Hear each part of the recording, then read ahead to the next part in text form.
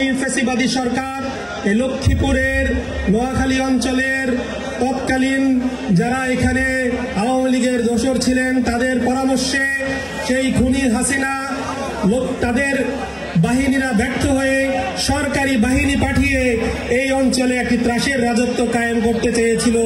তারই ফলশ্রুতিতে 2013 সালের 13ই ডিসেম্বর দিবাগত রাতে আমার পিতা মরহুম শহীদ ডাক্তার ফয়েজ আহমদের তাকে নির্মমভাবে তার বাসায় হত্যা করা হয়।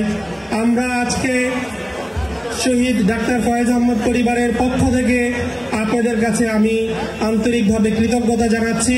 আপনারা আমাদের পাশে ছিলেন, আপনাদের যে ভালোবাসা আমরা পেয়েছি, আমার বাবা এই অঞ্চলে কাজ করে যেভাবে আপনাদের কাছে যাওয়ার সুযোগ ছিল, আপনারা যে ভালোবাসা আমাদেরকে দেখিয়েছেন, আমি শহীদ পরিবারের সন্তান হিসেবে আপনাদেরকে আমাদের পরিবারের পক্ষ থেকে সেই ভালোবাসা প্রতিদান স্বরূপ ধন্যবাদ জানাচ্ছি।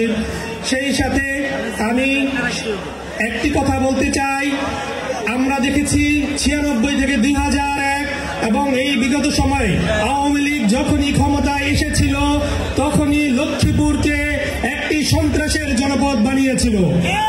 আমরা এই সমাবেশ থেকে আমি ডাক্তার ফয়েজ আহমেদ পরিবারের পক্ষ থেকে বলতে চাই, আমরা লক্ষ্মীপুরবাসীকে ধন্যবাদ দেই।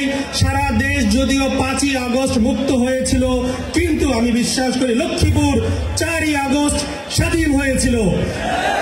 আমরা সেই সন্ত্রাসী বাহিনীকে বলে দিতে চাই, আপনারা পালিয়েছেন, আল্লাহ আপনাদের হায়াত রেখেছে, আপনাদেরকে আল্লাহ আরেকবার সুযোগ দিয়েছে।